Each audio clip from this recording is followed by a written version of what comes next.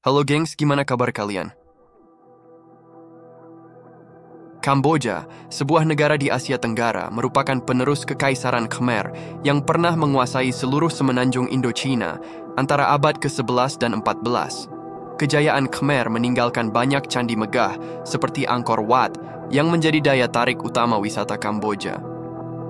Setelah kemerdekaan dari Prancis pada tahun 1953, Kamboja mengalami periode turbulensi politik, termasuk perang saudara dan genosida Khmer Merah di bawah Pol Pot pada tahun 1970-an. Masa kelam ini merenggut jutaan nyawa dan meninggalkan luka mendalam bagi rakyat Kamboja. Kamboja memiliki luas wilayah 181.055 km persegi dan berbatasan dengan Laos di utara, Thailand di barat dan utara, Vietnam di timur, dan Teluk Thailand di selatan. Mayoritas penduduk Kamboja adalah etnis Khmer, 90%, dengan agama Buddha Theravada sebagai agama utama, 95%. Bahasa Khmer adalah bahasa resmi negara, meskipun bahasa Inggris dan Prancis juga digunakan. Ekonomi Kamboja berkembang pesat dalam beberapa dekade terakhir, dengan sektor pariwisata, tekstil, dan pertanian sebagai penopang utama. Kamboja adalah negara monarki konstitusional dengan Raja Norodom Sihamoni sebagai kepala negara dan Perdana Menteri Hun Sen sebagai pemimpin pemerintahan. Budaya Kamboja kaya akan tradisi dan seni dengan pengaruh Hindu dan Buddha yang kuat. Tarian Apsara yang terkenal adalah contoh keindahan budaya Kamboja.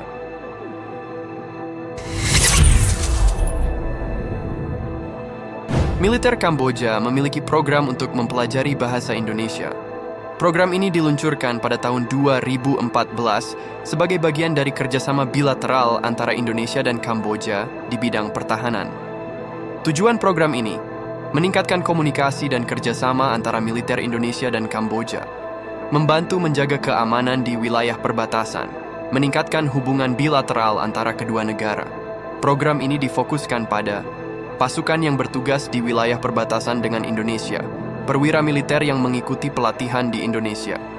Secara geografis, Indonesia dan Kamboja tidak memiliki batas wilayah darat. Indonesia terletak di selatan dan Kamboja di utara, dipisahkan oleh Laut Natuna.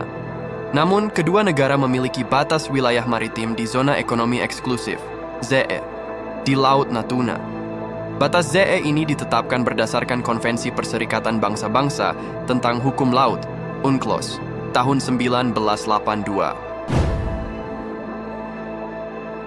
Julukan neraka dunia untuk Kamboja muncul akibat tragedi kemanusiaan yang mengerikan di bawah rezim Khmer Merah pada tahun 1970-1979. Ada beberapa alasan untuk sebutan ini. Genosida Khmer Merah. Di bawah kepemimpinan Pol Pot, Khmer Merah melakukan genosida brutal yang menargetkan rakyat Kamboja sendiri. Diperkirakan 1,5 juta orang, sekitar 21% dari populasi Kamboja saat itu, terbunuh karena kelaparan, kerja paksa, penyakit, dan eksekusi massal. Kekejaman Khmer Merah termasuk penyiksaan, pembunuhan massal, dan perbudakan. Kehancuran sosial dan ekonomi. Khmer Merah membubarkan semua struktur sosial dan ekonomi, memaksa penduduk ke desa-desa komunal, dan merampas hak-hak dasar mereka. Sistem pertanian yang dipaksakan dan kelaparan yang meluas menyebabkan kematian massal. Banyak orang Kamboja mengalami trauma dan kehilangan anggota keluarga selama periode ini. Dampak jangka panjang. Trauma genosida masih terasa di Kamboja hingga saat ini. Puluhan ribu orang masih hidup dengan luka fisik dan mental. Kamboja masih berjuang untuk membangun kembali infrastrukturnya dan memulihkan diri dari tragedi ini.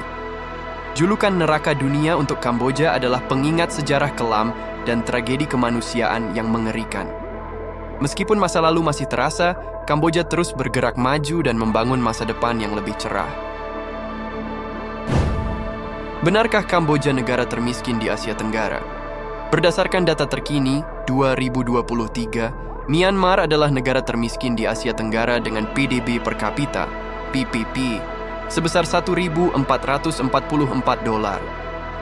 Kamboja berada di urutan kedua dengan PDB per kapita, PPP, $1.643. Meskipun demikian, Kamboja menunjukkan kemajuan dalam beberapa tahun terakhir.